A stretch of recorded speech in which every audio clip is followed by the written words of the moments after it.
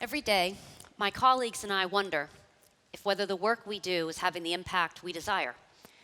Are we really helping people, or are we just a Band-Aid? It's a common criticism of food banks. About a year ago, I was at a luncheon and I had the opportunity to sit with the keynote speaker, Liz Murray. Liz wrote Breaking Night, a book that chronicles her story, growing up in deep poverty, a child of addicts, and then finding herself homeless at the age of 15. Through a series of extraordinary events and the intervention of some key people, Liz graduated from Harvard and is now an accomplished speaker and advocate. While we were eating, Liz asked me what I did for work, and I told her, I work at a food bank. And she said, oh, you get the food that goes into the food pantry baskets. And I said, yes, we do. And she leaned in and put her hand on my arm and said, you saved my life. Once I found a food pantry, I didn't have to spend my nights looking for food. I could focus on studying instead. That's some Band-Aid. It's also a perfect illustration of Maslow's hierarchy of needs. Maslow's hierarchy tells us that a person is unlikely to pursue higher needs like self-actualization or self-fulfillment if first their physiological or basic needs aren't met: food, shelter, clothing, water. We know this from our own personal experience. If we're tired or hungry or dehydrated, we don't perform at our best, and our energy must go towards satisfying those basic needs. For a person living in the crisis of poverty, securing basic needs is a full-time job. And until those needs are met and stabilized, a person is unlikely to pursue higher needs like self-fulfillment. Understanding Maslow's hierarchy can help us assess the impact of our attempts to alleviate poverty. And while most programs understand the need for basic needs first, after that, our application of Maslow begins to break down. In the United States, most of our attempts to help people living in poverty ignore the needs in the middle. We expect people to go from basic needs to self-fulfillment in a single step. It's the just get a job mentality. And this is the reason why every attempt we've made to break the cycle of poverty in this country has failed. We underestimate the need for safety or security. We misunderstand the need to belong. We practically ignore the need for self-esteem. And in doing so, our programs don't provide the right kind of support to help somebody achieve self-fulfillment. Our misunderstanding also causes us to harshly judge people living in poverty. Every year around the holidays, I hear complaints from people who tried to help a family have a Christmas, and they usually go something like this. I wanted to teach my children the value of giving and sharing with others. So this year, we decided to help a family have a Christmas. We went to the local bank in town where they had a Christmas tree with tags on it, and the tags had gift requests from a family in need in our community. And I was shocked when I saw what was on some of those gift tags. The kids wanted Nike basketball shoes and an Xbox game. The teenage girl wanted Uggs. I have problems affording these things for my own children. I decided this family is not needy at all. They're just trying to scam us into buying luxury items for them. She misunderstood the importance of those needs in the middle. If her gifts didn't go directly towards basic needs, she didn't feel that the family's requests were genuine. Unfortunately, in our society today, these luxury items can feel like social must-haves for our children to belong. Dr. Donna Beagle, a national poverty expert and trainer, talks about how we hear of the need in Africa for children to have uniforms so that they can go to school. And this is a need that resonates with us and we feel is worthy. But what's the uniform for a middle schooler in the United States? It's Nike basketball shoes and a cell phone. Having the wrong kind of shoes or the knockoff variety or the obviously secondhand pair can be met with criticism, scorn, and shame. These kids aren't trying to scam the system.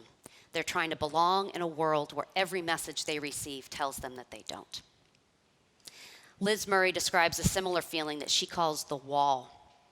And she said, we lived on one side of it and everybody else lived on the other. And this is a concept I've heard again and again from people living in poverty, that we live on one world and everyone else lives on the other. And you asking me to get to that other world is like asking me to go to the moon. We have marginalized the poor to such an extent in this country that we've practically buried the pathway to a better life. We also underestimate the trauma that living in poverty is and the long-term effect it can have on a person.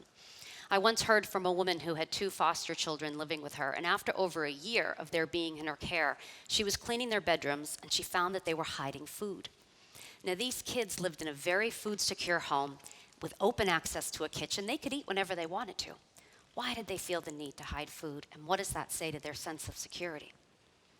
And the stress that this puts on a person and on a family is debilitating. Children who grow up in this environment continue to show effects of this stress even after years of living in security.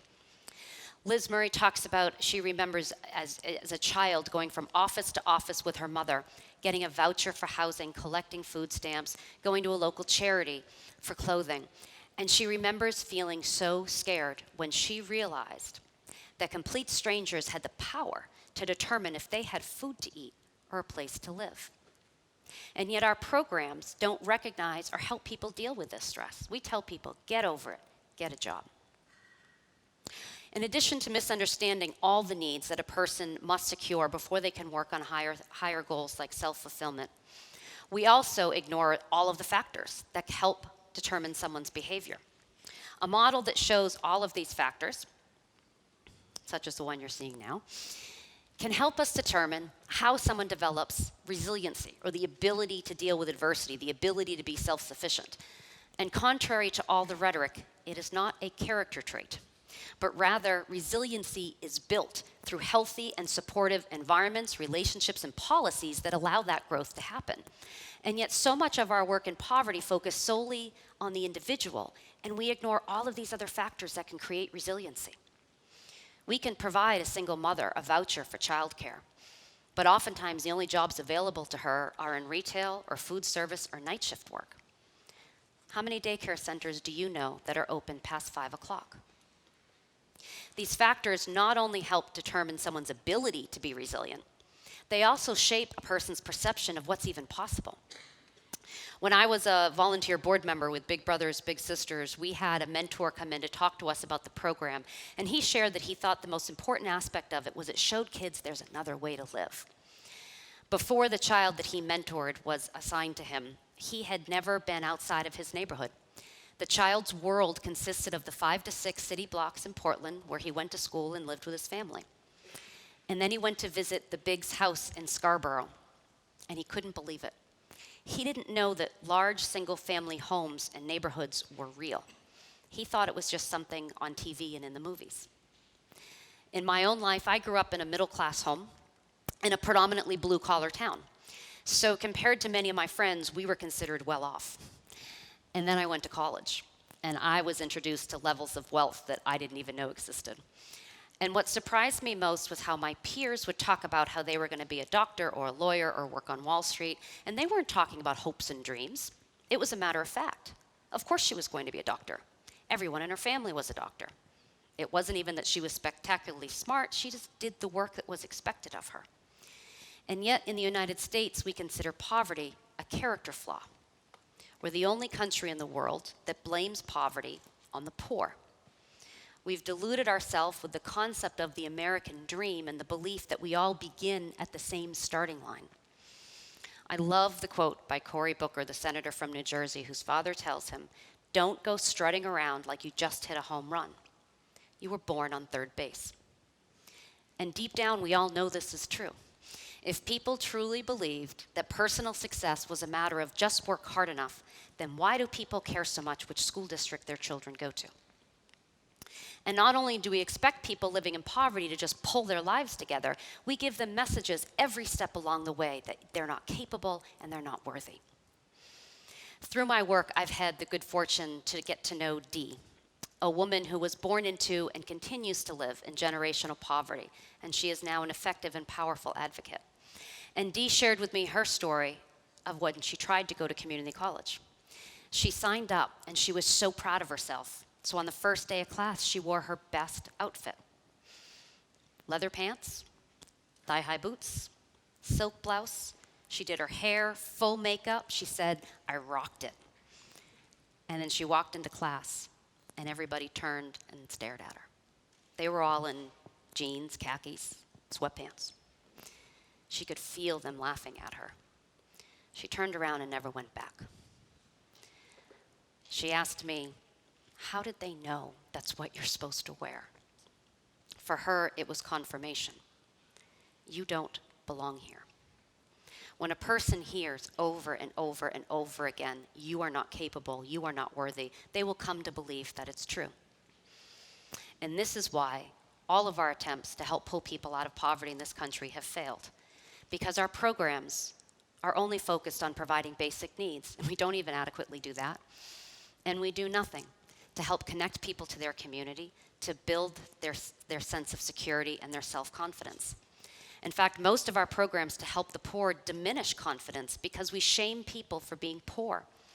We give them our discarded food and our discarded clothing, and we tell them, you should be grateful.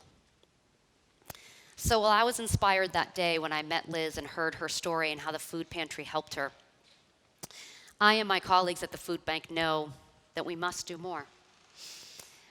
We must improve access to healthy food in a way that connects people with their community and builds their sense of self-confidence. We need to use our work to strengthen those other factors to help create resiliency. And so we're changing the way we do our work here in Maine. Our school pantry program puts a food pantry in a school, allowing teachers to meaningfully connect with parents while providing access to healthy food. I attended one of our school pantries at an elementary school in Portland. There were dozens of parents in the gymnasium where we had tables of beautiful, healthy produce. There was a tasting table for kids to try items they weren't familiar with, a resource table with recipes. Parents were talking and laughing. It looked and felt like a community wellness fair. Our Cooking Matters program provides hands-on cooking and nutrition education classes that empowers people with the skills to stretch their food budgets while preparing healthy, tasty meals for their families. We believe ending hunger must be more than just giving away food. It must be about building a more inclusive food system that connects people to their community, tells them that they're worthy of good and healthy food, and includes them in the solution. If you are working or looking to work in the social or public service sectors, look for ways to help the people you serve beyond just basic needs. Look for ways to help connect people to their community, to build their sense of self-worth, and allow room for them to have a voice in determining the course of their own lives. And if you're not working directly with people living in poverty, they're members of our community. They are your neighbors. And if you feel yourself about to judge, stop. And remember that there is a person behind the poverty, a person who deserves to be seen. Thank you.